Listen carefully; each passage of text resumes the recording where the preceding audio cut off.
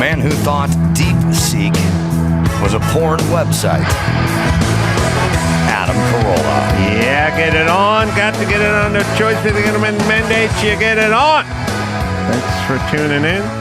Thanks for sharing with a friend. Mayhem Miller's in the studio. Happy to be here. Got stuff to talk about for sure. All right. Let's see. I got a clip to play for you. Also, I just want you guys to understand sort of mindset and wiring that. So Trump blew into town and he was sat down at a big sort of open roundtable forum. We had the mayor and we had city people there, and Trump was like, hurry, well, let's go. Here we go. And I realized that it's so a lot of what we're talking about, like I think a lot of people think like things are political, it's right versus left or something like that. But Trump is a developer, big commercial developer. And when you build, your mantra is always like hurry. Like your mind is always hurry, you know. The art of the deal. The whole story was that he hurry up and got the whole, I don't know. Well, so everything is, you know, you take some house that's been demolished in the Palisades. So you got to clear the lot before you get started, right? So his thing is like, hurry, like clear the lot. And the end result, the last thing you do at a house, let's say you rebuild a house, you put up the curtains, right? Oh, I thought it was shingles. You could shingle outside the house, but the last thing you're going to do is put the curtains. Okay. I'm reading you. Wallpaper, whatever. Yeah. The curtains will be it. All right. So we start with, there's a bunch of lots with a bunch of burnt out Teslas on them, and they're sitting there. That's what we have now. At some point, we're putting curtains up. Yeah. How fast can we get from the burnt out lot to the curtains? Burn into curtains. And their thing is slow it down, play it safe. Trump is like, go, go, go. And I remember doing projects where I would become obsessed with like, where's the thing? Like, what's going on? What's next? And so when you go, you know, well, we got to clear the lot. Then we got to grade the lot. Then we got to do the soils report. Then we got to drill the caissons and dig the grade beams. Then we got to put the rebar cages in. Then the concrete guy comes in and we do the foundation and the slab and we pour that. And so you go, when are we going to start framing? And the answer is when they're done with the foundation. Then we'll start framing. And you go, what's going on with the foundation? Get going. And then they'll go, well, there's been a delay with the foundation. Well, the reason you want the foundation done is because you can't start the framing until the foundation's done. And then once you start the framing, you can't close the house, wrap the house with the Tyvek stuff, that weird paper that goes around it, plastic goes around.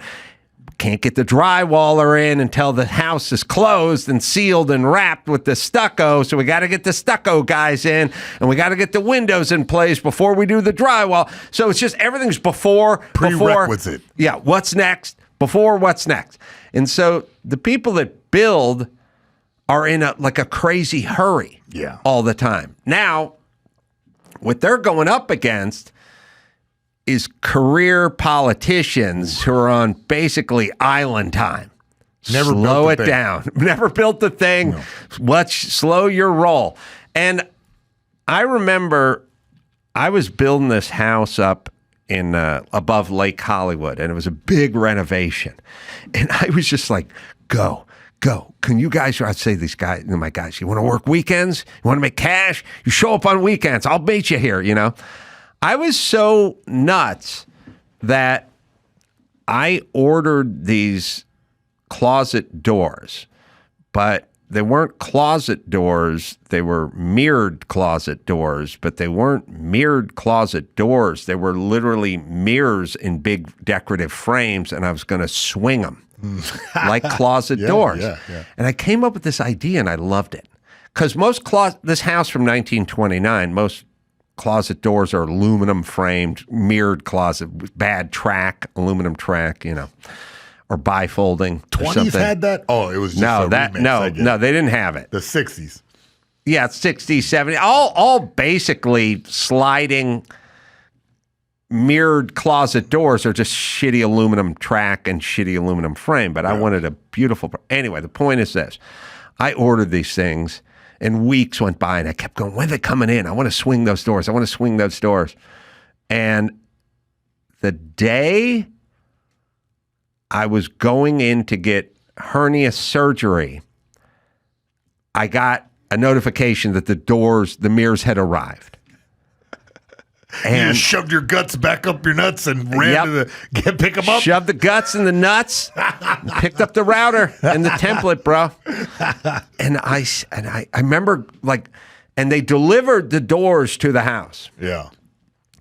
And I went into the hospital, Huntington Memorial in Pasadena, to get surgery kind of late afternoon, like 4 or 5 in the evening. And Dr. Drew had the same surgery a few years earlier. And I had my hernia surgery for a Friday afternoon. And I remember saying to Drew, I'll see you Sunday night at work, because that's what we did Loveline. I thought you were going to say a kettlebell practice. I said, I'll see you Sunday, 10 o'clock. And he goes, no, you won't. And I said, why not? And he goes, you're getting hernia surgery on Friday. And I said, yeah, but I think I'll make it in. You know, I'm just driving a car in. I'll get out of the car and I'll sit down and I'll talk. And he said, you're not going to be able to get out of bed. And I said, I think I'll be fine. And he goes, you're not getting out of bed. And he said, I had the same surgery. I was in bed for 2 weeks. You're not getting out of bed the next day. I said, well, you're kind of a pussy, and I'm not. So I am going to be here Sunday night, although I have no idea because I've never had this surgery. And we're having the same surgery, and he's a doctor, and he told me I would not get out of bed for at least a week. So he's ruling out Sunday night. But I find out these 2 doors I've been waiting on, these mirrors, have come in after weeks. The will to live. And I'm so pumped. Yeah. You know, I'm pumped. And I'm like, I want to swing those things so badly. And I get my surgery, and I get out, fine, go home, get home about 7 o'clock, whatever, 8 o'clock at night. And because I'm on medication, I was put under and everything, I go to bed at like 9. Yeah. Now, normally I did Loveline. I'd go to bed at 1:30, 2 in the evening, wee hours. I go to bed at 9. Go to bed at 9, wake up 5:30 in the morning. I just wake up, and I feel good. And I just sit up in bed, and I go, I think I feel pretty good. And I stand up on my feet, and I start thinking about those mirrors and how they're just sitting there, and I need to swing them. No, they're heavy. They're heavy mirrored doors. Substantial. And I got to swing them on hinges. And I stood up, and it was about 12 hours after my surgery, and I announced, I feel good. And my girlfriend woke up. She was like, what the fuck? What are you doing? And I go, I'm going to the house. I'm going to swing those doors. And she goes, are you fucking crazy? And I go, I don't know. I feel good. And she goes, you're not supposed, Still smacked out on Norcos. Yeah. And I just said, look, if I don't feel good, I'll come home. All right. But I feel good now. But I realized I was so hurry up and go. I wanted to move those mirrors. And I know what that feeling is. Now, so that's Trump. Trump's showing up. We'll play the clip with Karen Bass, who's our mayor, and Trump's basically going, let's go, let's go, let's go. And Karen Bass represents the career politician who's never done anything. So she's like, slow it down, safety. Now she does some, but she's not going to do any of this stuff. But we'll listen to the clip. So if you're telling us now faster, is it 6 months? Is it, all of our lives, rents, all this stuff is weighing on this. 6 months is no good.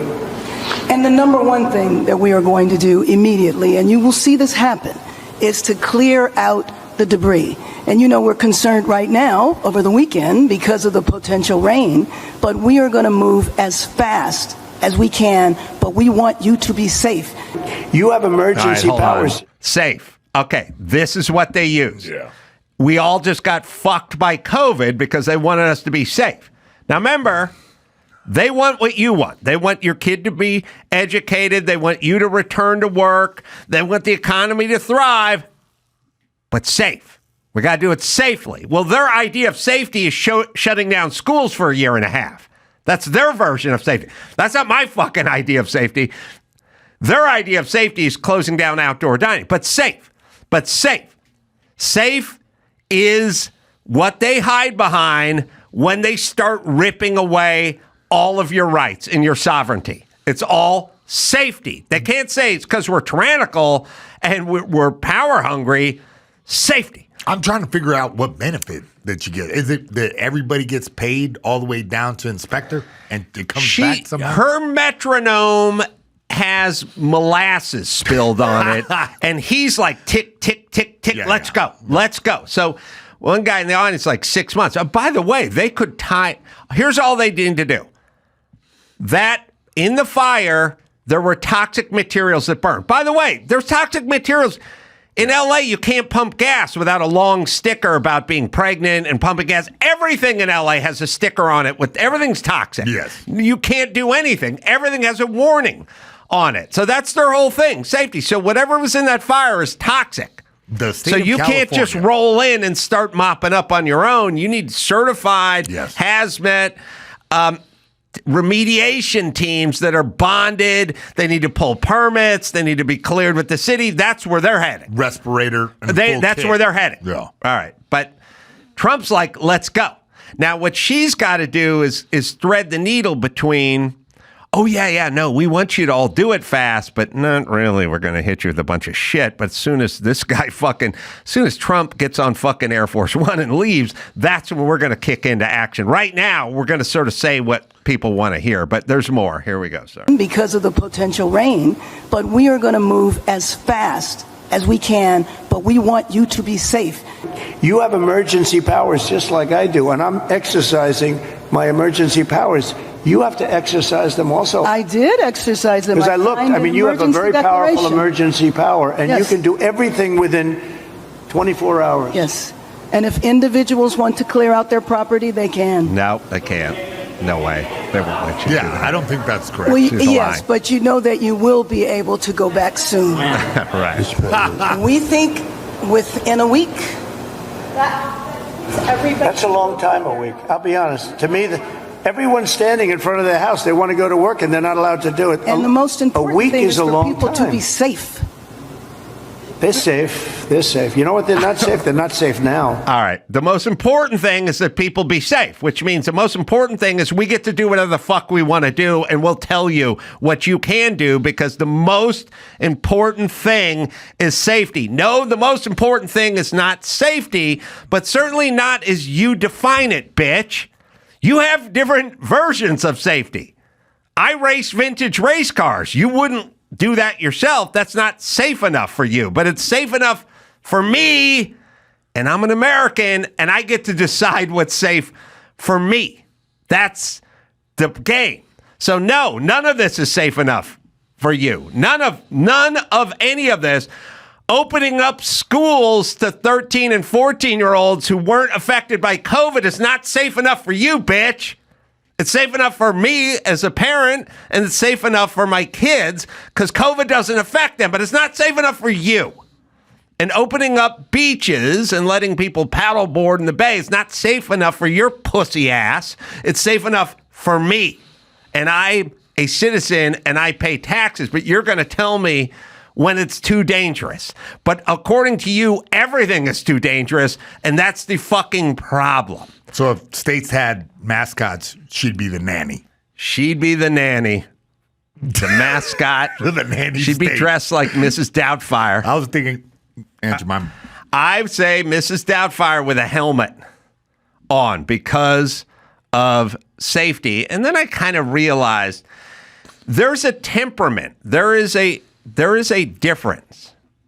And the difference is just who she is. She's a career bureaucrat who doesn't want to do anything. And Trump's a commercial developer who now happens to be the president. But the commercial developer is like, people want to get on the property. They want to start clearing it, and you should get out of the way and let them do it. And she's like, no, safety. But safety. She doesn't want to go anywhere. And I was just thinking about this. Like, I got the microcosm version of this, which is my mom was basically the Karen Bass mindset, and I was the Donald Trump mindset. Get it going. And I've told you guys the story before, but you have to think about it through the mind of the sort of career bureaucrat who just wants to, they want to have a group, and the group's going to study the effects, and nothing's ever going to happen, right? Just one big, long discussion. Everything's a discussion. Nothing ever happens. Like Rick Caruso is a developer, and he's like, let's go. Let's get it going. Let's crank it up. And they're like, hold on. We need to get a panel together to figure out what the environmental impact is of this. Okay, we'll never get to it then. And you're like, put a condom on that backhoe and let's get to work. That's right. No. My mom, years and years ago, lived in a decrepit old house that was 100 years old, and they got the driveway redone. Sorry. The driveway was asphalt, and it was from the 50s, and it was completely gator-backed, bleached out, and destroyed. And it looked like shit. And at some point, I became rich and successful, and also had a background in building. Yeah. So I went to my mom's house one day for dinner or something, and I said, Mom, your driveway looks like hell. You deserve a new driveway. And their companies would just come in and blow out the old driveway and form it up and pour the new driveway. It takes 2 days. Yeah. And that's all they do is driveways. And I will pay for that driveway. Now, what I want you to do is get 3 bids. And we'll throw out the low bid, and we'll throw out the high bid, and then I will pay for the middle bid, and you will get a new driveway. Yeah. And she said, thanks. And I said, okay. And then about 3 months later, I came back, had a course park in her old shitty driveway. And I said, what's going on with the driveway, Mom? And she said, I haven't had a chance to get around to checking on the whatever. And I said, I don't get it. You don't have to do anything. Just get 3 bids. You don't work. Get the guys to come over, give you a bid for the driveway. Couldn't do it. And I'll pay for the middle one. And okay. I came back 3 months after that. Same driveway. Fucked up as ever. And I said, Mom, what's going on? I don't get it. And she said, I haven't had a chance. I said, Mom, it's not going to take any time. Just get the bids, get the guy going. I'll pay the middle bid. You'll get a new driveway. And she said, yeah, all right. Well, when I have time, to blah, blah, blah. My mom, nobody had more time than my mom. 3 months after that, I come back one more time. Nothing. I go, Mom, what's going on with the driveway? She goes, I don't want to. And I go, Mom, it's the easiest thing in the world. And she goes, I don't like your tone. I feel like you're judging me. And I said, you know what? I don't care. I'm just saying, I'll give you a new driveway. And she's like, it's more complicated. And then at some point, we got into an argument. And I just said, all right, fuck it. You get no driveway then. And she said, good. And I left. Now, here's the whole point. Did my mom even want a driveway? The answer is not really. Yeah. You know what I mean?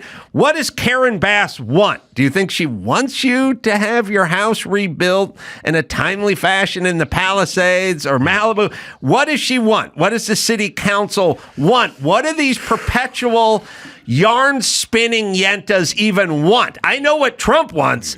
I know what Caruso wants. They want you to rebuild your shit as fast as you can rebuild your shit. I don't think they want anything. They just want to talk. And by the way, why would they? Their job is one big circle jerk. They just sit around and talk about the homeless. It's not like any of them ran a business or anything. They just sit and talk in platitudes. They hide behind safety because safety is one of those things where like they go equality or something. You go, oh yeah, good. No, yeah, good, right. No one ever calls them out on it. They get in groups of like-minded idiots and nothing ever happens. And the next thing you know, we've got some bullet train that goes nowhere that's been worked on for 17 years and is a 60 billion over budget. Nobody knows and nobody cares because it doesn't matter to them. It matters. It's like my mom in her driveway. She didn't really care. That's the whole point. It wasn't even her house. It was her mom's house. That's the whole point. She didn't care. And Karen Bass doesn't care, and these people don't care. And that's why you're not getting what you want from them. It's harder to get in trouble for abstract concepts than it is for taking action, doing something, and something going wrong in that process. Right. She wants Then to you talk get in about trouble. the Then- homeless community treated with dignity. I don't even know what the fuck that means, but I do know what a permit is. And I do want to see some bulldozers on this property, and they're not going to let you do it because they are going to claim that there's hazardous materials in that property and in that ash. Now, This is America. There's hazardous materials everywhere. well, when a neighborhood burns to the ground in Nebraska, I'm guessing it's the same sofa Yes. and the same car that melted in the driveway. So the same futon, the same cabinetry. I mean, anytime there's a fire and a house burns to the ground, any place in the country, those materials shall be left behind. But somehow those communities have figured out a way to deal with it, and we will not. So, no, you will not be able to just show up at your own property and start clearing it. Yeah. I was out there with the shovel and pickaxe, just a thing tied across my face, and Karen Bass came and chased me out of there. Just a bandana? Just a bandana. But you're doing a little looting, weren't you? I mean, come on. Obviously, I was there. Yeah, nobody's getting back anywhere and doing anything for a long time. And when she's up there going, yeah, you can go back to your property and do what you want. No, you can't. She's fucking lying, and or she has no idea what's going on. I like that the rabble roused when she said that. And they're like, yeah, you could go back. And then everyone's like, blah, blah, blah, blah, blah, blah. Yeah, because they know she's full of shit. And they also know the second Trump leaves, she's going to go right back to her way. Was that a Coastal Commission meeting? It was so strange to have them in a semicircle, like the worst podcast I ever listened to. This is the worst podcast you ever listened to. Cool. So get it I don't straight. listen, though. Okay, yeah. Touche. I also had a sad realization. Yeah, tell me, bud. As I was picturing this cleanup, this monumental cleanup, and I was picturing myself up on the second floor of my condo, which miraculously did not burn down, and I was picturing myself in the bedroom up against the front with the giant window, and PCH completely devastated below me, in front and below me. I was picturing laying in bed for the next 4 years, just hearing neep, neep, neep, neep, neep, because that's it. That's all we're gonna hear. That's gonna be my entire adult life from this day forward is neep, neep, neep. And every once in a while, you'll see those guys with the neep, neep, neep, because they put the skip loader in reverse, but there's a guy talking to him, holding a coffee in front of him. They're having a discussion. It's like, get it out of reverse. Put in fucking park. Put in park if you're having a discussion with the guy. It'll be an endless cacophony of backup beepers all the way down PCH. Leaf blowers are going to be there. Not yet. They got to get the backup beepers, and when they're done with that, the leaf blowers. Every single piece of equipment has a backup beeper, and they are going to be backing it up and pulling it off and bringing it around. It's going to be it. It's going to be nothing but backup beepers in my life for the next 5 years, uninterrupted. Well, here's my idea on it. Maybe every time you eat barbecue, have that sound playing. Every time you receive sexual gratification, have that sound playing. And then you will associate positive memories in a Pavlovian way. I like where your head's at. Thanks, bud. I'm trying to find solutions. So you're saying get the backup beeper headphones. Yep. And when I eat barbecue. Yep. And then when I get oral. Yep. And sometimes I like to eat barbecue while I'm getting oral. On a toilet. Yeah. All right. Chad Michael Collins is on the Zoom, right? Are we taking a break here? Yeah, okay. We'll take a quick break. We'll be back with I want to get Dawson's plug in too. Dawson, what do you got? Coming up tomorrow night, I was asked to host a live podcast event with our friend Dan Dunn He's going to do a live taping of the podcast, What We're Drinking, his killer podcast. But the guest is Glenn Howerton from It's Always Sunny in Philadelphia. Oh, yeah. And so I get to do 5 minutes of stand-up at the top of this show, and then I'll be hosting a live auction throughout. It's going to be a really good time. Everything goes to charity. Wednesday night in Venice. Tickets at townhousevenice.com, and I'd love to see you out there. Hey. I added an early show to my Boca Raton show because the late show sold out. So that's coming up on Thursday as long as we're doing plug-in at the Boca Raton Black Box Theater. So early show as well. All right, now we're done with the plugs. Quick break. Back with Chad Michael Collins right after this. Him's hair. There you go. Men, when you leave the house, you check your phone, you check your wallet, you check your key. How about your hair? How about your look? If you're experiencing a little hair loss, well, you may not feel as confident as you could, and that's where Hims comes in. Get your confidence back. Hims provides a range of doctor-trusted hair loss treatments, chewable, oral, spray, serum. It's all there. Do it all from the comfort of your own home. Simple, 100% online process. Just answer a few questions, and a medical provider will determine if treatment is right for you. If prescribed, treatment is sent direct to your door. No insurance needed. One low price covers everything from treatments to ongoing care. It's Hims, right, Dawson? Start your free online visit today at hims.com/Adam. That's HIMS.com/Adam for your personalized hair loss treatment options. Hims.com/Adam. Results vary based on studies of topical and oral minoxidil. Prescription products require an online consultation with a healthcare provider who will determine if a prescription is appropriate. Restrictions apply. See website for full details and important safety information. Rosetta Stone's setting 2025 resolutions. How about learning a new language? It can enrich your life, help you think as well. Rosetta Stone, the most trusted language learning program, available on desktop or as an app. It truly immerses you in the language you want to learn. Dr. Drew's a little bit of a snob. He speaks French. His wife speaks French, but not as good as he, and it's not conversational. And they were going to France, and he said he got Rosetta Stone for her, and it cleaned it up, man. It sounds so good now. 30 years they've been around, millions of users, 25 languages, Spanish, French, Italian, German, Japanese, Chinese, Arabic. It's all there. No English translations. Learn to speak, listen, and think in that language. Design for long-term retention. Plus, the built-in True Accent feature gives feedback on your pronunciations. Learn anytime, anywhere, and do it on your schedule. It's Rosetta Stone, right, Dawson? Start the new year off with a resolution you can reach. Today, Adam Carolla Show listeners can take advantage of Rosetta Stone's lifetime membership, 50% off. Visit rosettastone.com/Adam. That's 50% off, unlimited access to 25 language courses for the rest of your life.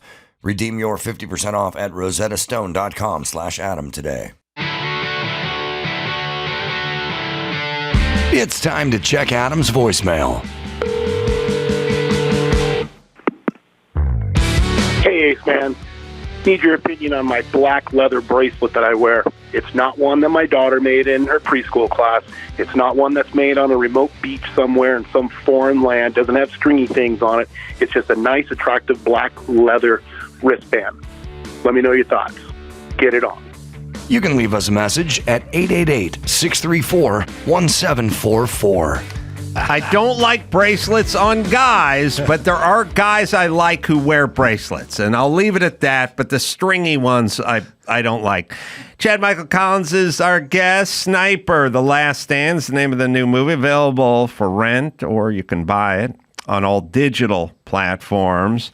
Chad, good to see you. Good to see you, and I'm bracelet free. Oh God, we don't have to start off on the wrong foot. We've gotten off to a great start. So, Chad, I was reading here that you were a publicist out in Los Angeles before you became an actor. Yeah. I was a journalism major back in upstate New York, And I figured, rather than trying to be a beat reporter in nowhere's Iowa for, 10 nondescript years, I went to Los Angeles and fell in with a publicist out there who was gracious enough to make me a very overworked and unpaid intern, but then did offer me a low-paying assistant job. But I love him. We worked together many years, became his partner, and TV, film actors, some Vegas acts and stuff like that. So, that's how I got my start in Hollywood. Did you have to put out any fires? And no, the publicists I work with had a wonderful roster of clients from the 90s. Jean-Claude Van Damme and all sorts of other things. I think he did all of his fire putting outing then. We didn't have too many dramatic clients. We did some interesting clients for a while. We worked with Gene Simmons for the launch of his magazine for a while there. That was interesting. But most of the clients were super cool. Do you think, like, when you see, like, the situation, like the Blake Lively situation, and, like, I have sat next to attorney Mark Garagos, and attorney Mark Garagos, several years ago, but he's a good friend, and he's like, Alec Baldwin's going to sit down for an interview, and he's like, don't do it. Don't do it. Why are you doing this interview? Who is this attorney? Why isn't he listening? And he'd go, I would never let. And then he does the interview, and then he says to Stephanopoulos, I never squeezed the trigger. And then the gun goes to the FBI forensic, and it turns out he did squeeze the trigger. Now they're rolling the tape out at the trial, right? And Mark's like beside himself, like, why are you sitting down for this interview? So, like, I feel like with the Blake Lively stuff, it's like, why are you getting into it? Just be quiet for 5 days. The news cycle's going to change. Why? What are we doing here? And who's advising them? And or maybe you can't advise them. Maybe you can't tell Alec Baldwin what to do.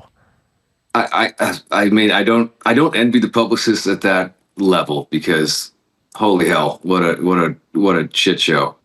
I'm lucky enough to be at a point in my career where I'm well known enough to work, but certainly not in the echelon where the court of public opinion is ready to feast on my corpse. So I don't know, man. it's sniper, dude. How is it being part of this fantastic IP? It's like you get to play this guy as badass over and over and over again, in these different iterations. Tell me about that.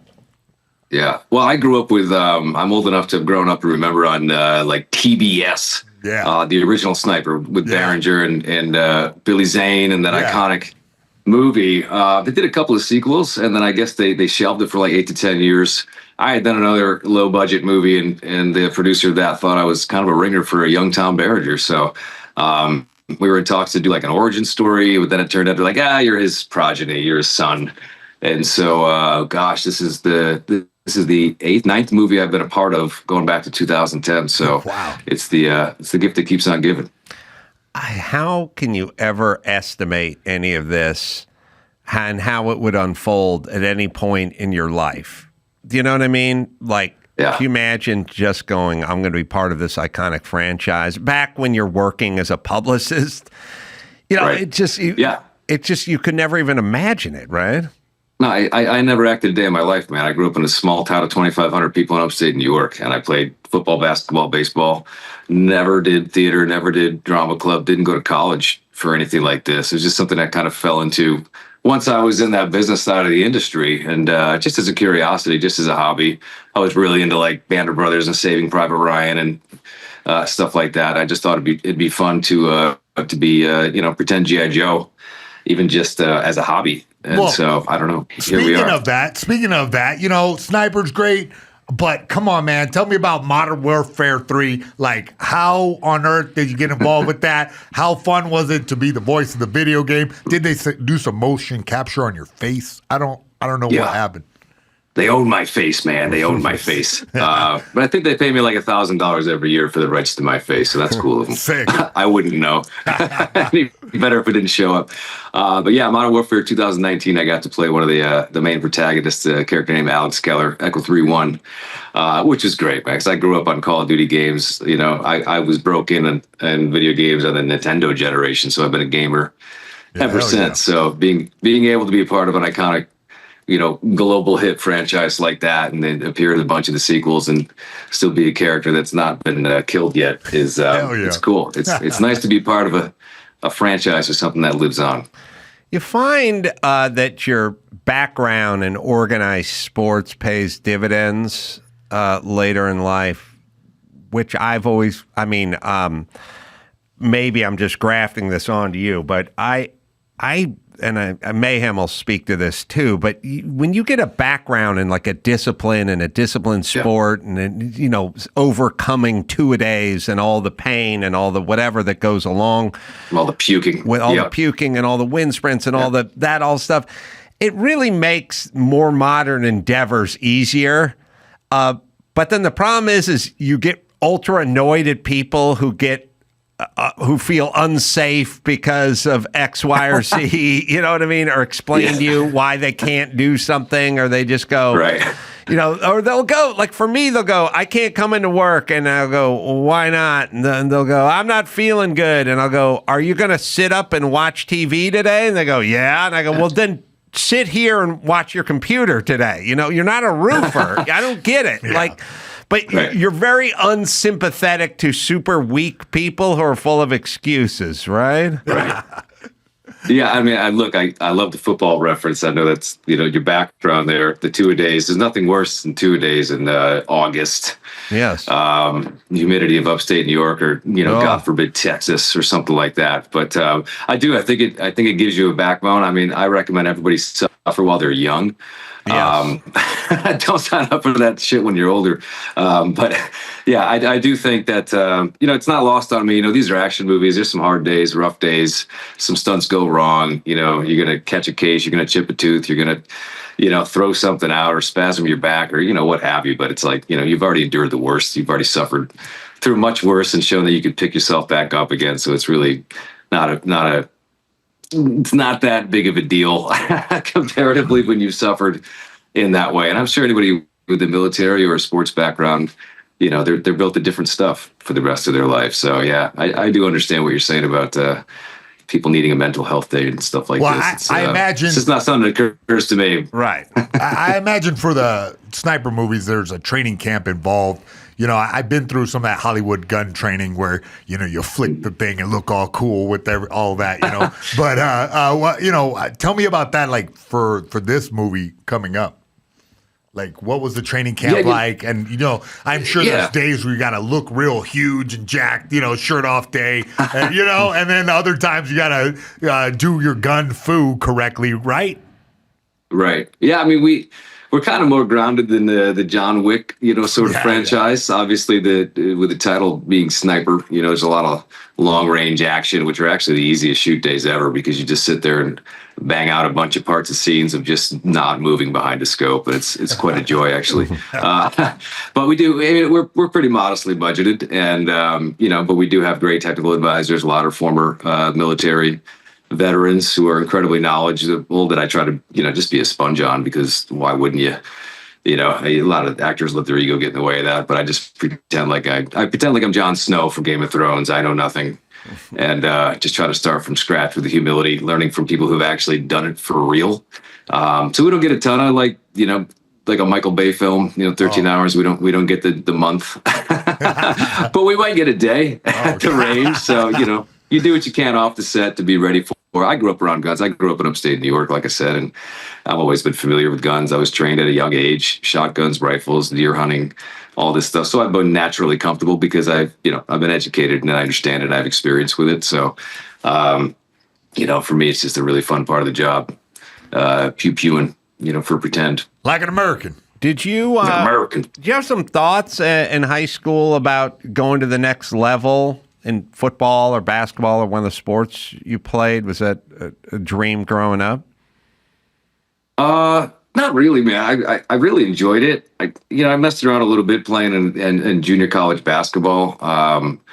But it was just kind of like joining them for practice and stuff. And I was good enough to make the team. And the coach offered me a spot when all the kids kind of came up from the city and dropped out. And they were like, "We need you on the roster, man. You'll be the automatic starter." And I was like, "Look, man, I'm here to get an education, and I appreciate that. But at that low level, when there's not a scholarship, it's like, holy, how many hours of study hall? How many hours of weights? How many hours of practice? How far to travel for games?" I'm like, "Nah, I think I'm gonna stick with the education thing and not be a Bruce Springsteen song trying to live my glory days forever." So I don't think I was good enough to actually get a scholarship in that way. But there is something about sports which in a way is kind of merciful, which is you have to deal with reality on reality's terms, like fast, versus wanting to have if you want to release a country album, you can kind of hang on to that one till the grave. Like I know guys that are in their 50s are talking about releasing a country album. They're not going to release a country album, but they can hang on to it. Writing a novel, they can hang on to it. Sports throws you out, and no one ever has a thought about ever returning because you can't do it. You know what I mean? And nobody, it's so pure. Like you never sit around and go, "I could do that better than him," or it's only because his dad's the coach or what have you. Every other facet of life is, oh, that guy knows that guy and that guy's helping that guy. Even acting is that way. Comedy's that way. You wouldn't think it would be that way, but there's tons of comedians that are like, "I'm funnier than that guy who's selling out arenas and I'm barely selling out delis." And they think that way. Sports is so pure, it forces you out and you never have any illusions about returning, right? You just go, couldn't do it. Couldn't cut it. Yeah. I mean, the washout rate's incredible, and there's no convincing through talk that you're better than someone who actually made the cut in the team. Either you did or you didn't, and you're getting paid for it or you're not, or you're cut or you're on the roster. So it's the ultimate equalizer that forces you to eat the humble pie whether you like it or not. Yeah, but I think in a weird way, it helps you get on with it. Because I dreamt, I longed to be a football player, and I dreamt of it, and I longed to be, and I dreamt. And then at some point, I was 18 and a half, and it's like, nope, moving on. And I didn't waste a decade thinking I was going to somehow do this. I was like, whatever your dream is, we're pulling the plug, get on with it. And I didn't have anything to get on too, but I was forced. I didn't waste a bunch of time reading magazines about football. I was just like, it was done. And I kind of like that kind of tough love part of sports, which is it doesn't exist in other facets of life. And it should with relationships too. We've all wasted time thinking we're going to somehow repair something or get back to, or whatever that thing is. There are people who got adopted and they feel like if they could just meet their biological dad, everything would be solved, and they hang on to this dream. It doesn't serve them. It's just your dad's dead. No. Turn the page. Moving on. So is it strange to get washed out of being a publicist and into a movie star? Nice transition. I appreciate that segue. Luckily, I was doing well enough in an acting career that I could kind of walk away from the office job and go play pretend soldiers and make somewhat of a living. I mean, as guys who've made the LA circuit, it's not a cheap city. It's hard to sustain a career doing anything creative, whether it's comedy, I'm sure, or acting or anything else too. Very few people make it, and very few people can say they make a living. And there's certainly ups and downs in many lean years, but I'm still at it, and I haven't been forced to retreat back to a desk in the past 10 years. So I guess we're doing something right. Also, I mean, you're quite a striking, handsome fella. People must have said when you were doing publicity, like, hey, you're on the wrong side of the camera, or have you ever thought about or mistook you for talent when in fact you were not the non-talent in this photo shoot or whatever it was? Yeah, I was weirdly, I've been confused for everyone from Ben McKenzie to Ryan Felipe to Chad Michael Murray. And I suppose that's the Chad Michael part. But whatever. It's okay to be second best Chad Michael in Hollywood, I suppose. But yeah, that's actually how it happened. You know, I was working with clients that were on TV shows, promoting feature studio films. And, you meet enough agents, you meet enough managers, some good people that we share clients with as the publicist. And, a couple of people put the bug in the ears, like, I think we got an all-American look. Your personality is not shit. Would you maybe want to go try an acting class and let's see how it goes and what you think? So I just kind of did that for a few years as a hobby. And, it just kind of, it was really fun. And it's interesting, the sports analogy. I always liked acting because I approached it like an athlete would, because there's a mental and a physical component. You have to have an awareness of your body and what you're doing body language wise, but also mentally, obviously, with the lines and the subtext and everything else too. So I kind of approached it as an athlete and, kind of thought it was an interesting hobby. And I was lucky enough to stick a few things before I knew what I was really doing. And I went the route of learning while I was working, which is a rare gift to be able to do. But that's kind of how it started. People just put a bug in my ear and I said, sure.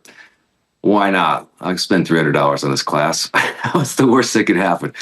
It's always, I got to say, as the celebrity sometimes, I always found it depressing when you do a photo shoot and the photographer was like a really good looking dude. And or the publicist was the behind the scenes people were really good looking. And then I would just sit there and I'd go, I should be taking pictures of you because you're so good looking.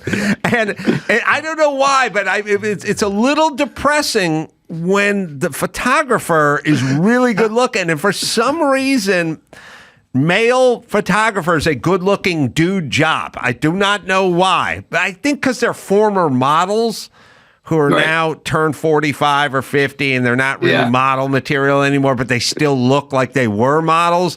I didn't like that. I didn't like the good-looking publicist. I didn't like the good-looking photographer. I didn't like all the good-looking people because I'd go, you're the one who should be doing this, not me. And I found it a little depressing, so... Well, it's tough, man. Whatever boat you came in on into LA, you realize pretty quickly that you can't throw a rock and not hit an attractive person in the face wherever you stand. So anytime someone pays a compliment like that, it's dubious because there's it's just kind of this mecca of attractive people. It's kind of like, hey, small town, middle of nowhere, what's the best you got? All right, send them. Hey, major city, what's the best you got? Send them. And then they're all right here. So it's all very relative. I suppose on a handsome scale, I'm what the kids call mid comparatively to the consensus of attractive people in LA. I'll give you upper mid. Are you in Cape Town right now? I am, yeah. South Africa. Yeah, the wind's been raging down here. Oh, really? I'm glad that it's not caving in these windows here. I thought we might have a problem. Are you working on something? I am. I don't know that I'm at liberty to say, just because studios get weird about that. No, I agree. So I tend not to say it, but we did shoot the last Sniper film in Cape Town and had an absolute blast down here. Is it because of tax incentives or topography or what is the incentive for Cape Town? Yeah, I know on our Sniper movies, I think it's a blessing. A lot of people don't like to travel for work. I know you're on the road all the time. Maybe that's something that you love to do and have always loved to do and you see as a privilege and a blessing of the business, or sometimes it might just get tedious at certain points in your life. I think you should take those things that you may have digested as tedious and think of them as a privilege. It's a better life. We're all guilty. I'm certainly guilty of complaining and not doing it. But I mean, it's like, I tell people, I go to towns I would never go to. Like, we all get it. You've been to New York, you've been to Chicago, you've been to LA, but you wouldn't go to certain parts of Wisconsin and certain parts of Texas and you just don't go to these places, and you wouldn't go to these places. I wouldn't go to Oklahoma City under any circumstances except for they have a club and they book me to come. Timonium. Yeah. I've been to Timonium, which is, 40 minutes outside of Baltimore. Oh, I thought it was in Narnia. Yeah. Would anyone go to Timonium? Yeah, what? No, you wouldn't, but I did. I can tell you all about it. Is that what Wolverine's claws are made out of? Timonium. Yeah. So, Chad, you got the right head on this, which is like somebody is buying you a ticket, somebody's paying for the hotel, and you are essentially seeing the world. I've done, to your point, like I've done the movies in Bulgaria 5 times. Wow. And Bulgaria, I've loved every experience with Bulgaria. I've been at every corner of that country through 5 movies, including being based in Sofia, which would never occur to me to go to of my own volition, on my own dime. But absolute blessing and privilege to get to experience it, through doing a film and taking it in and being exposed to that different part of the world and culture that you almost never would have an opportunity to do otherwise. With Bogota, Colombia, the sniper movies have taken me all around the world. We did our first one that I was a part of in Johannesburg, South Africa. And it's even taken us up to like Winnipeg in Canada. And I'm like, this place is great. Never would have occurred to me to end up in Winnipeg for any reason at all, but really loved it there for the month that I was there. I went to Winnipeg, played the Burton Cummings Theater in Winnipeg because Burton Cummings of the Guess Who is from Winnipeg. And yes, I would never go to Appleton, Wisconsin or Winnipeg. I might go to Madison, Wisconsin, and I might go to Montreal.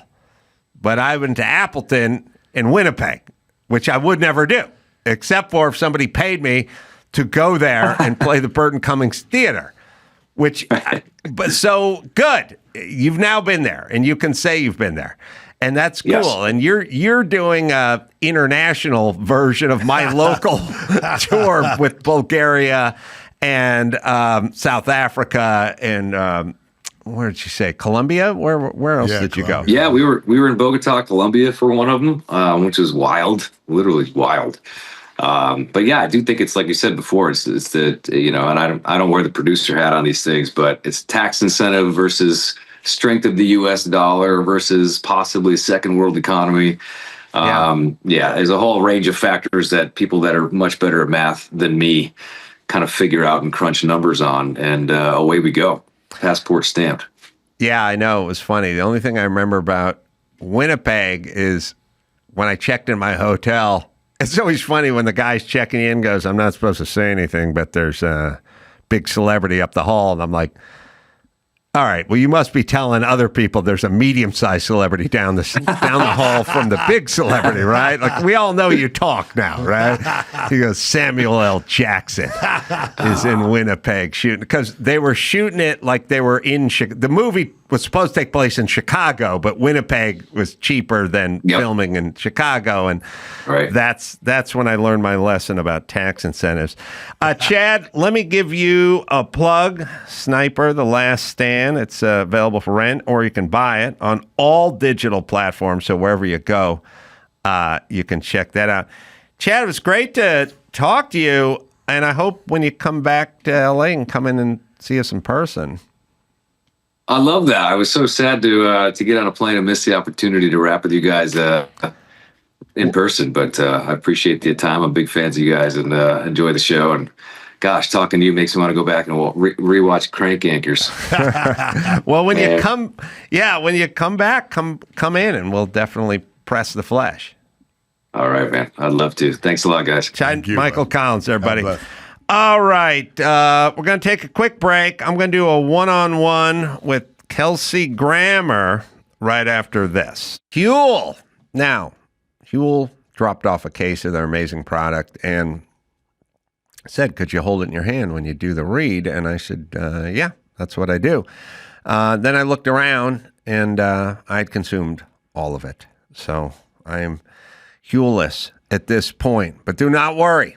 I shall get more. It's a brand new year. And you think about setting goals and actually hitting them. And that's where Huel comes in. They're a great sponsor. They're spelled Huel. Their Black Edition ready to drink is a complete meal in a bottle.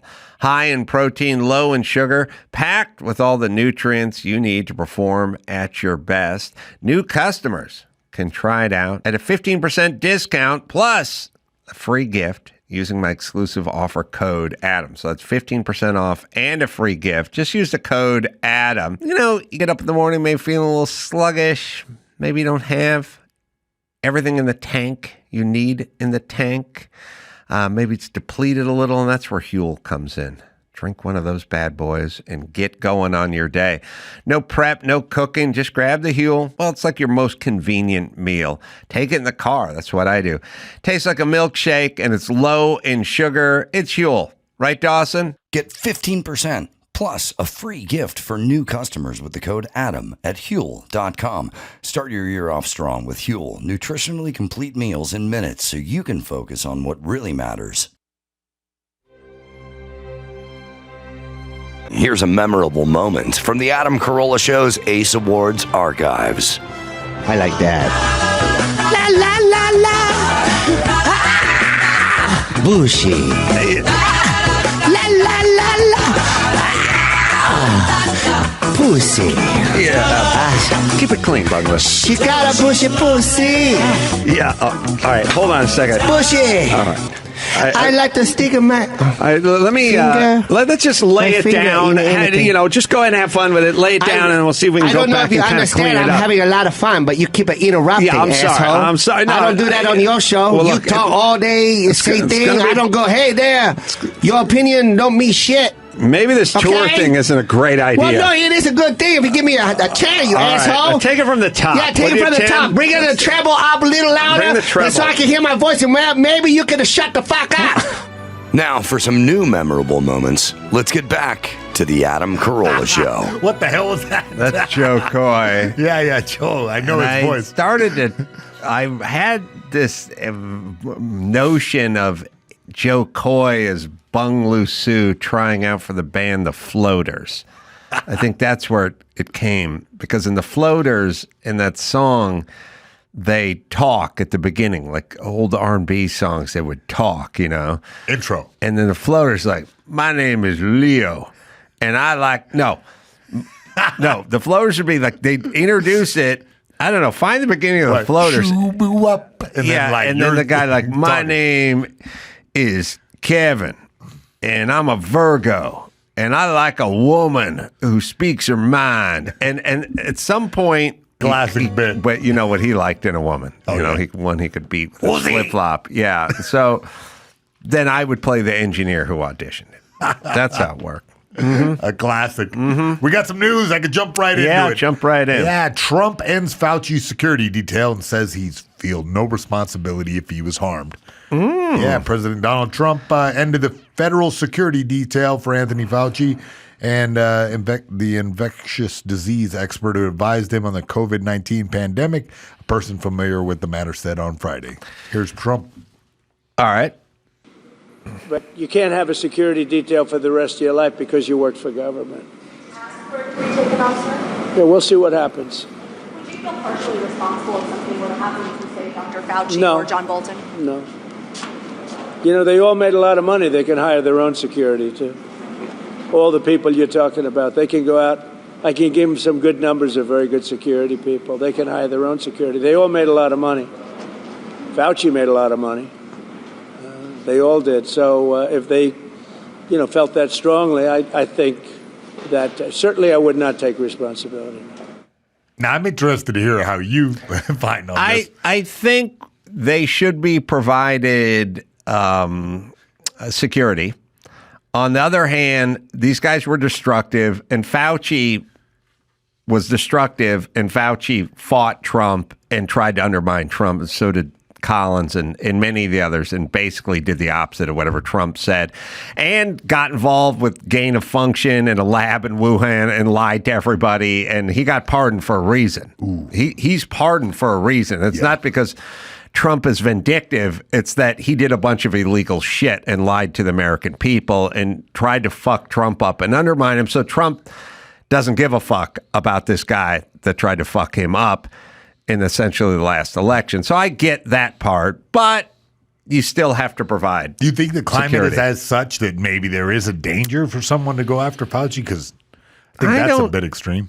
I don't know. He ruined a lot of lives, and he knew what he was doing, and he got pardoned for a reason. And he was wrong about everything, so he falls under the heading of stupid or liar, which is either he doesn't know what the fuck he's doing because he's wrong about everything, or he knows what he's doing and he's lying about everything. Like, the COVID came from a lab in Wuhan. Yeah. This seems How did he not know this? And then why did he try to destroy anybody who suggested it came from the most likely source, which is the lab that studies this in Wuhan? Why did Fauci not know this? Why do you think it came from a pangolin? And then why did he do it? Well, Trump said it came from a lab. So Fauci said, I got to undermine Trump. And he did the opposite. And he said it came from a wet market. High school never ends. No, that's what it is. But at a certain point, when you're a specialist and everyone listens to you, then you should be more truthful. So he lied, and he was always compromised, and I knew it. Ass-saving lie or what? Like, I don't understand the whole lie aspect of this. Like, it to me, it's like he's stupid, or he was told. No, first off, he worked with the lab on gain of function, and they backdoored the whole thing from the United States to China, and he was involved with it. So it was his ass was on the. That's why. Okay, to save your own ass. He worked on the virus. So there's save your own ass part, and there's take Trump down for any reason all the time, and that's all he did. But Fauci's not. He didn't turn out to be a hero. Yeah. And he got pardoned for a reason, because there'd be plenty of reason why that guy could be locked up. So it's partially that we have like an adversarial system in the world now. Well, here's what we have. I mean, okay. We have a Democrat and we have a Republican, and we have Trump saying one thing and we have Hillary Clinton saying another thing. Yeah. That's fine. So you have Biden says this. Okay, I'll give you a couple examples. We have Trump over here, and we have Biden over here, and we got Trump over here, and we got Hillary Clinton over there. Okay, fine. And then there's the FBI and the CIA and the infectious disease and all the WHO. But I mean, beyond that, it's the Rochelle Walensky's of the world and the Fauci's of the world and the Comeys of the world and all the people that run these agencies of the world, right? So you got Trump over here, you got Biden over there, and then you got Hillary over here and Trump over there. Okay. So then the Steele dossier comes out and Russian collusion comes out. Now, what you don't want is the group in the middle that's not supposed to be partisan doing the work of one side. You want them just to be the FBI. You don't want 51 people from the FBI saying that Hunter Biden's laptop has all the earmarks of Russian collusion when they own the laptop, they've examined the laptop, and they don't think that. Yeah. And when COVID comes around, you don't want Fauci, who's supposed to just be calling balls and strikes, helping out Biden. You want him to call balls and strikes. Yeah. But they got corrupted. And that's what you saw. Now, it's not him being wrong. It's him being corrupted. And the lab leak, well, that would have maybe helped Trump. And the wet market would have helped Biden or Hillary Clinton or whatever it is. So they just got corrupted and they went that way, which is now, that's the new world order.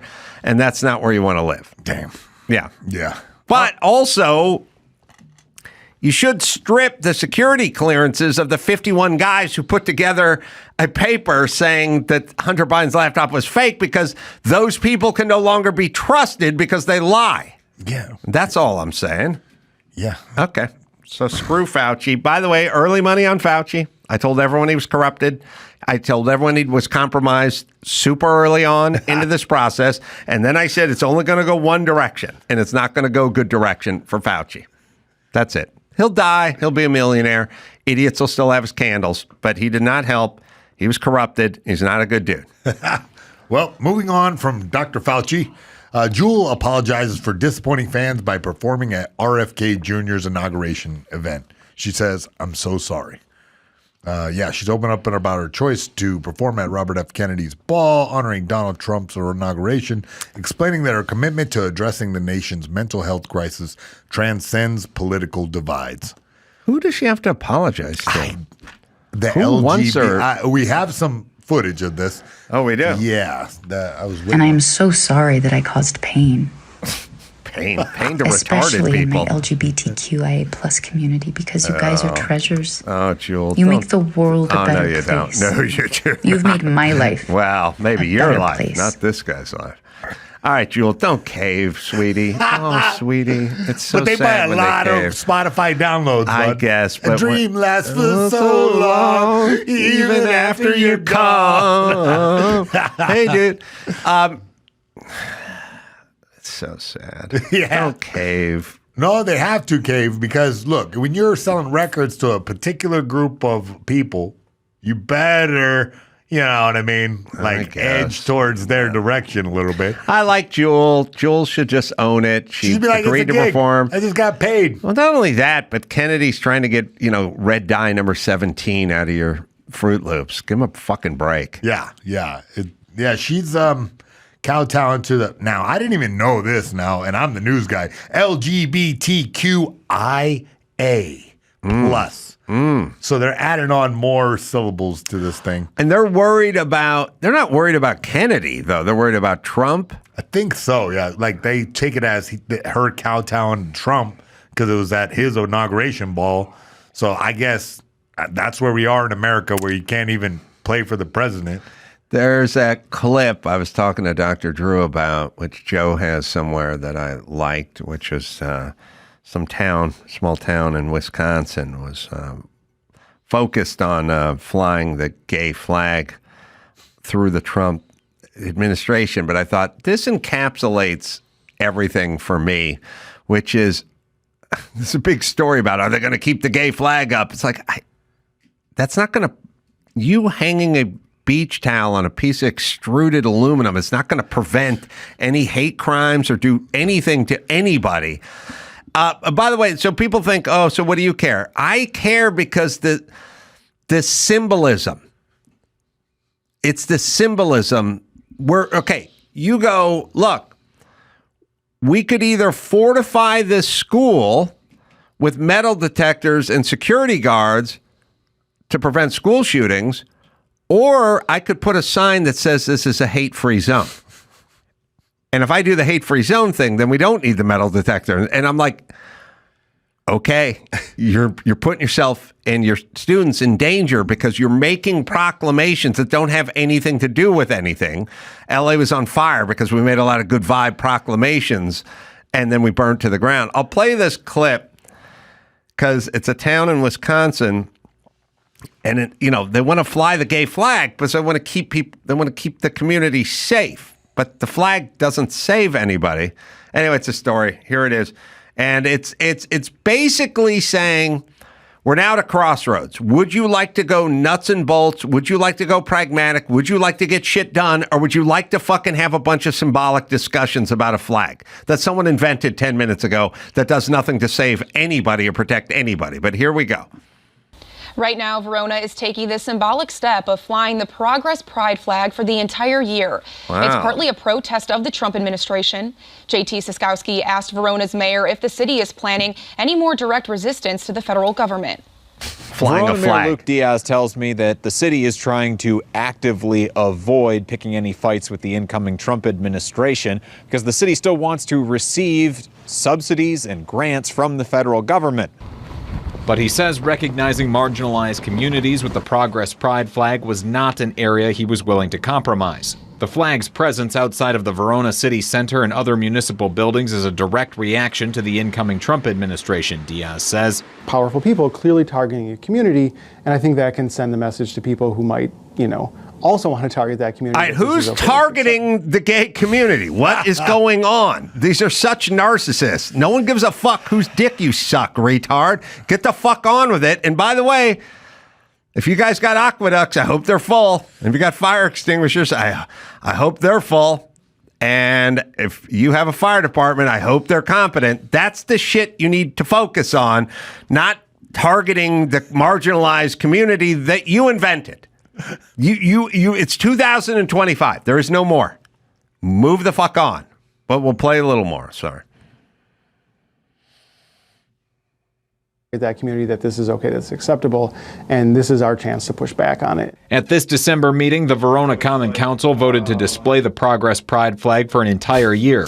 The meeting drew more than an hour of public comments from both those in favor of flying the flag and those against doing so. At its meeting Monday, the council voted to update its flag policy, ensuring it can fly the flag at any time it wants, in case an anti-LGBTQ administration takes power in Wisconsin. The state government... All right, hold on.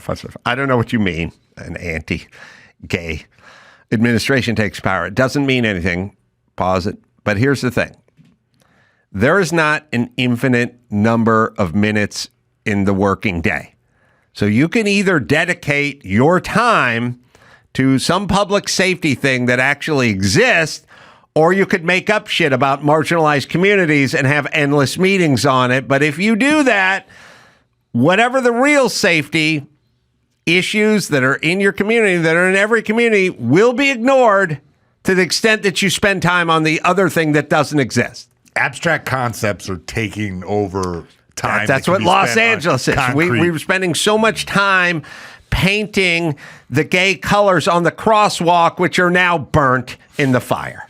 You see what I'm saying? But thank God we had the crosswalk. Yes. I wonder how many gay flags went up in the fire. You know how many people had signs in the front that said, in this home, we don't judge, and no one is illegal, and we embrace all burnt up. All that cardboard's burnt up, and your fucking your Prius with the coexist bumper sticker, that's burnt to the ground too. Add a hate crime to that homeless guy. So keep going. Your gay flag is just more flammable shit to burn up at your city hall. Thank you. Nightmare. All right. What else? What do you got? I got some more.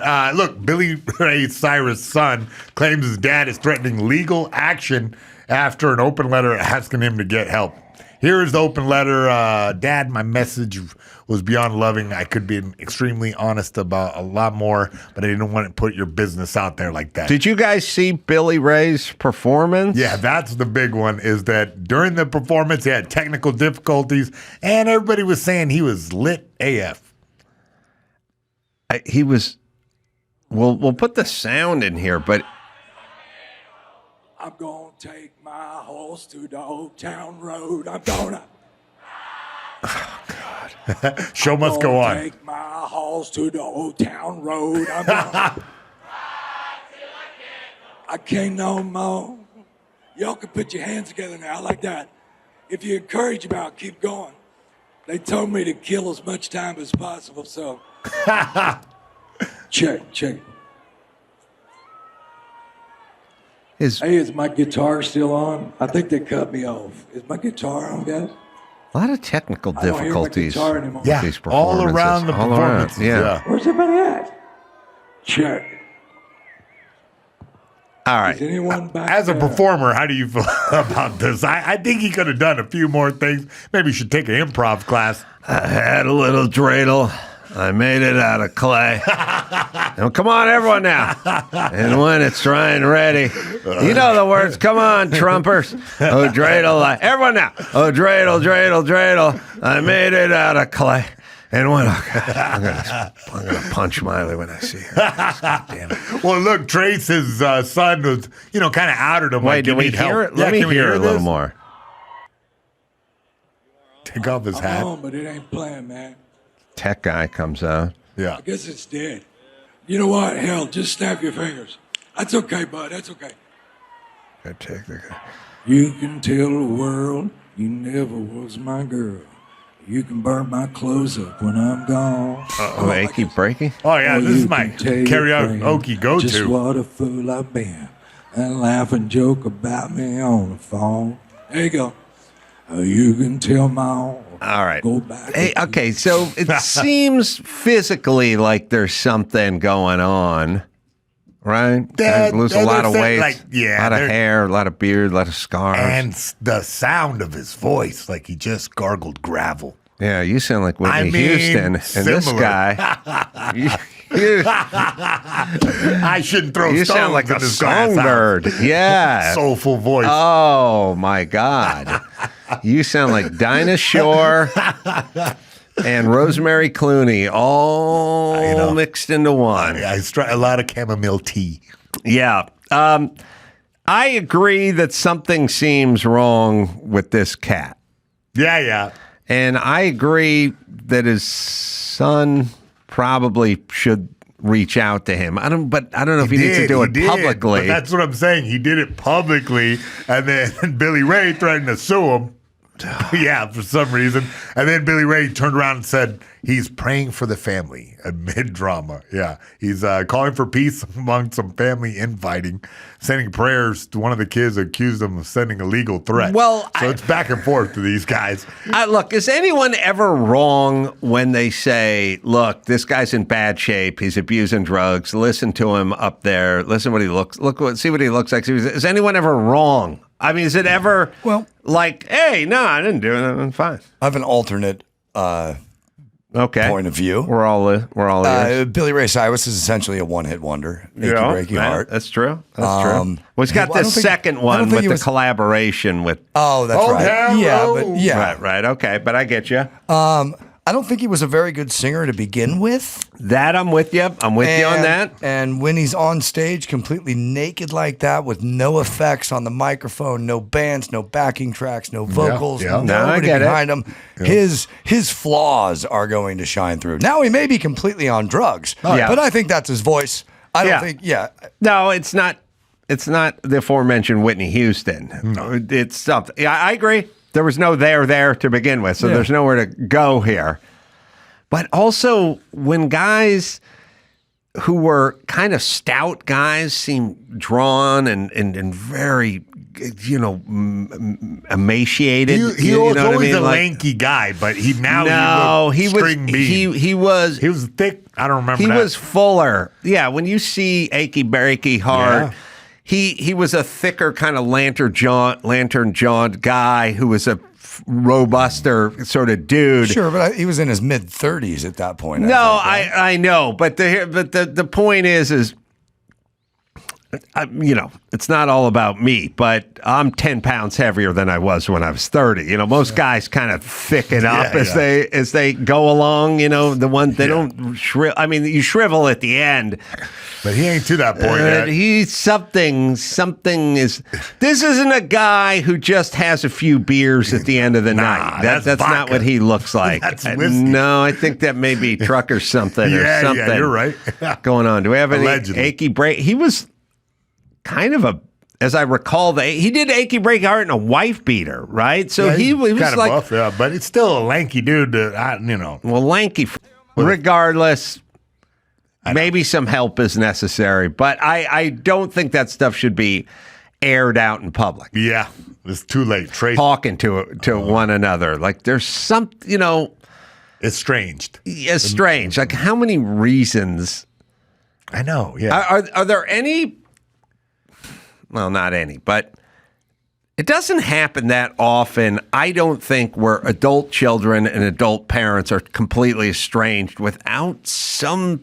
Yeah, there's some get, substance tweaked in there. out and smash up the room or There's something. something in there, yes. And look, I'm sure the son knows something. I would tend to believe the son. I wouldn't think he's just going out and taking pot shots at his dad because he lost a few pounds. Yeah. All right, so he wants him to get help. But like Dawson said, butt naked up there, no PA, no guitar. Yeah, it sounds a lot worse than it is.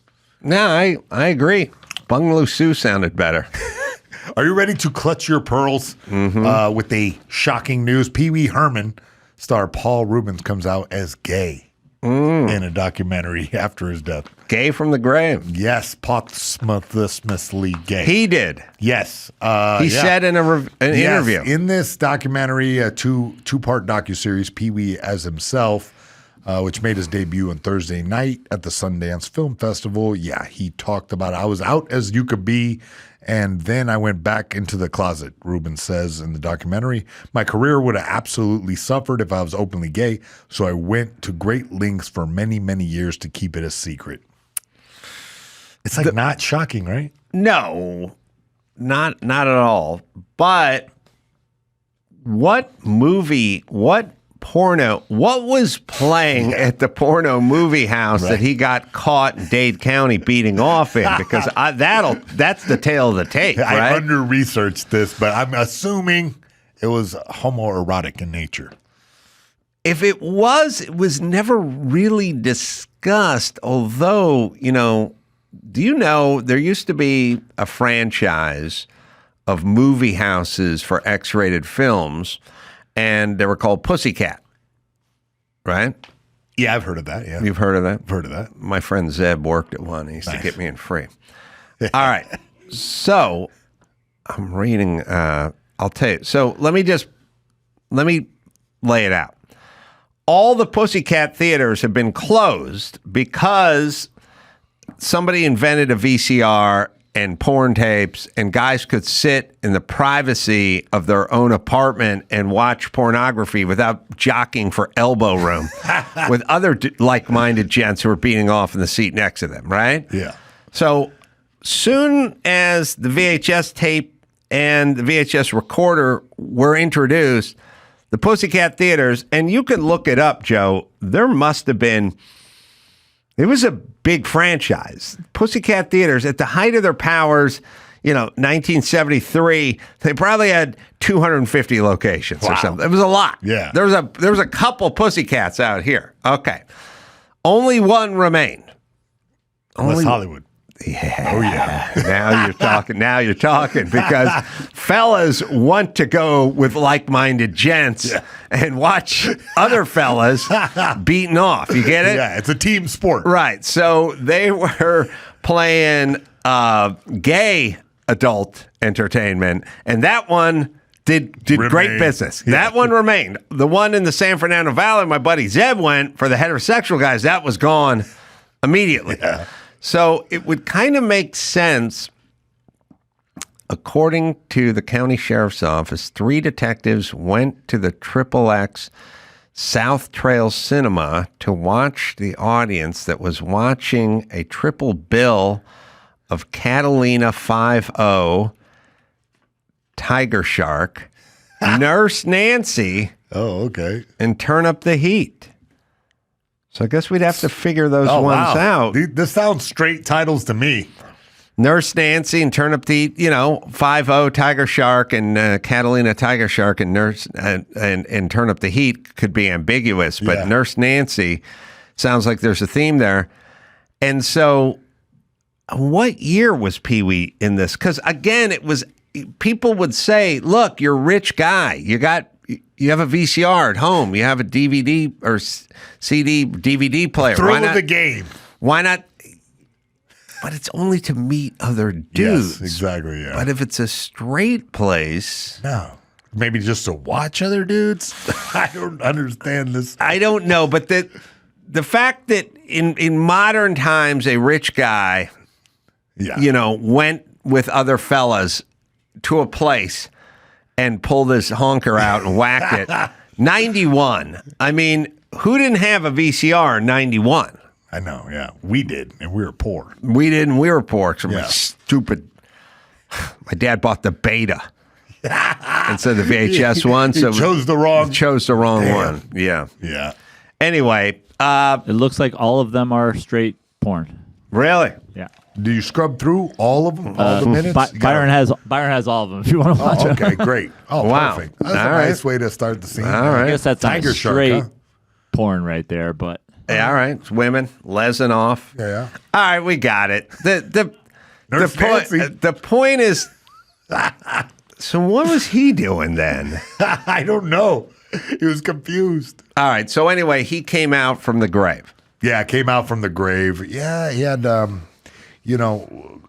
interesting part about the story was that Reubens tells about a story when he came out to his parents and how his father wrote him an incredible letter. Said, son, if you're homosexual, I want you to know I hope you can be the greatest homosexual you can be. Really? That's what he said. It's a progressive dad right there. It is, yeah. I don't know. I figured that you got to love your kids no matter what. Mm-hmm. Right? It's like...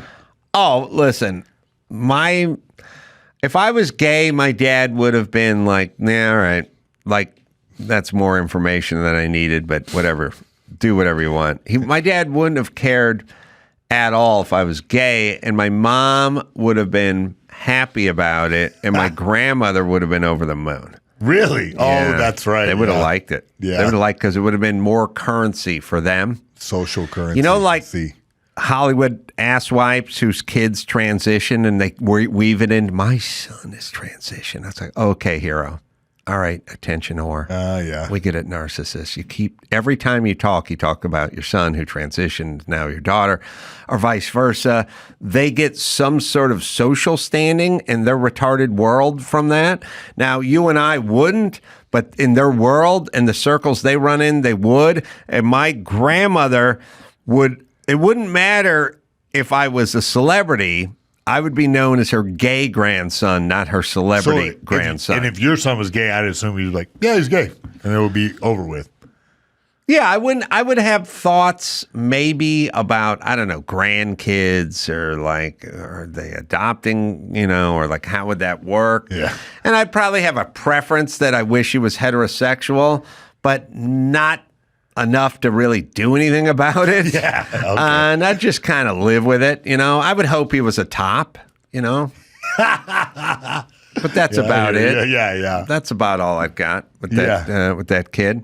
I wouldn't have anything more. I didn't even realize Pee Wee died last year, or actually 2023, so about 2 years ago now, after a 6-year battle with cancer, secretly.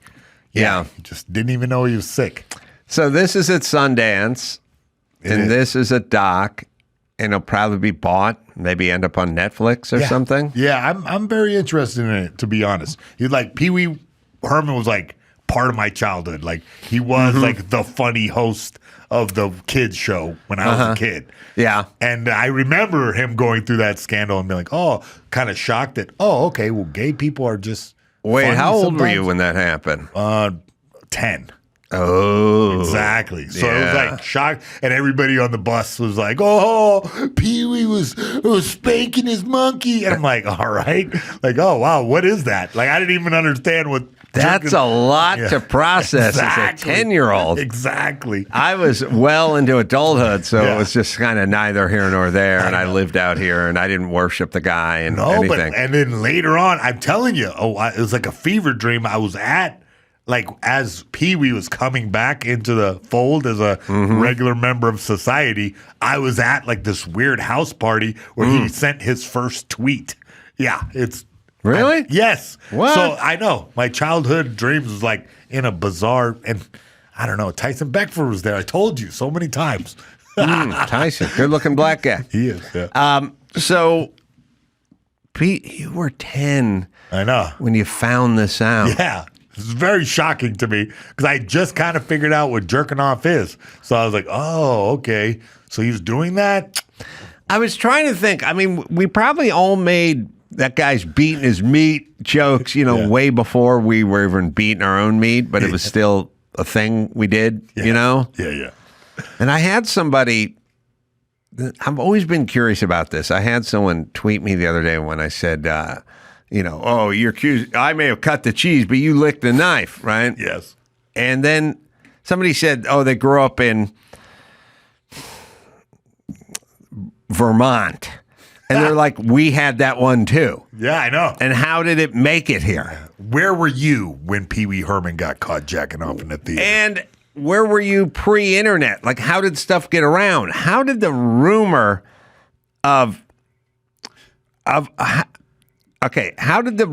like Richard Gere and the gerbil in the butt, or Rod Stewart had to have his stomach pumped? You know, Marilyn Manson got his ribs removed so he could suck himself. How did this spread throughout the land? How about the S on your notebook? An S that looks like an infinity kind of?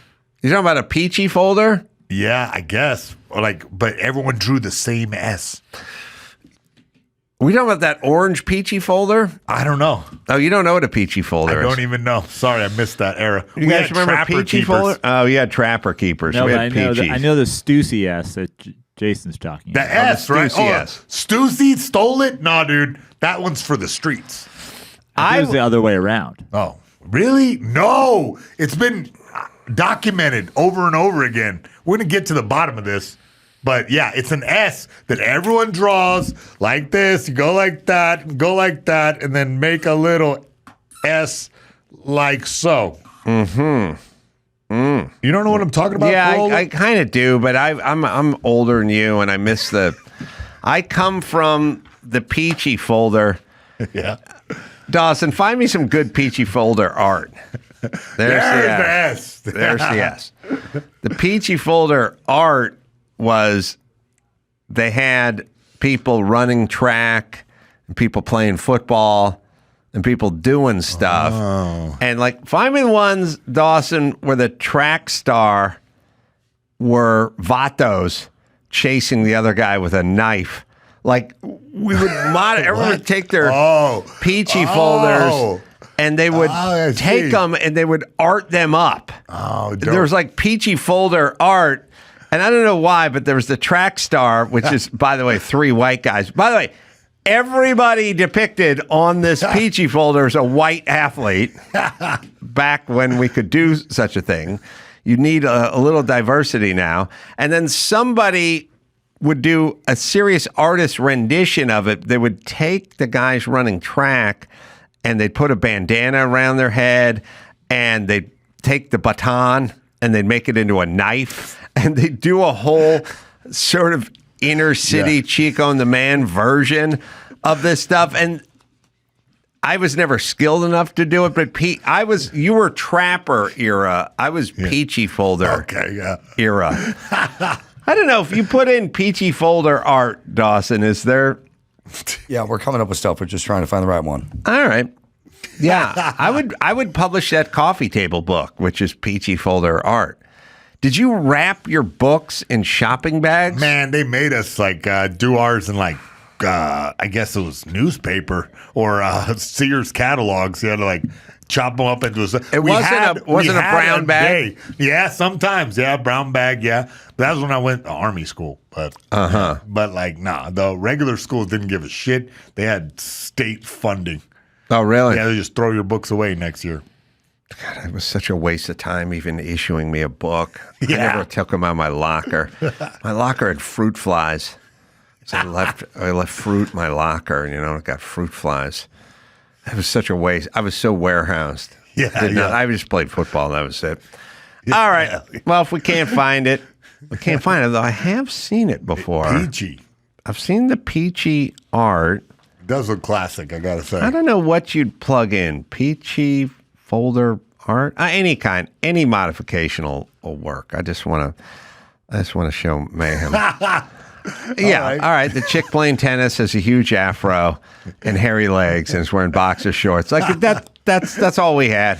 And so she's got a frying pan with eggs and bacon. Oh, I didn't even notice that. She just smacked the football guy in the head. Yeah. It was a simpler time. That's all we had. That's all we had was sitting around and doodling. You're right. Doodling. You're right. All right. Boca Raton at the Black Box Theater, they added an early show. The late show sold out. That'll be Thursday, but they added an early show. A lot of people wanting to get tickets, so come on out. And I got to sell some honey. SamuManuka.com/mayhem. Boy, we got another folder here. That's great. Yes, we have. Is there a guy in the middle looks like Dr. Drew? That's you, Gina, Bald Brian, Kimmel. Oh, really? Oh, wow. It went deep right there. Somebody made me a Peachy folder. Yes. Nice. Oh, man. What a tip of the cap. Naples Off the Hook Comedy Club. That's going to be this Friday, Saturday, and Sunday. Still some tickets. I don't know, 2 shows a day. You can go to amcroll.com for all the live ones. Manuka Honey, very good. I've been enjoying it. Where do you go to get the Manuka? SamuManuka.com/mayhem. So until next time, Adam Crawford, Chad Michael Collins, and Mayhem saying mahalo.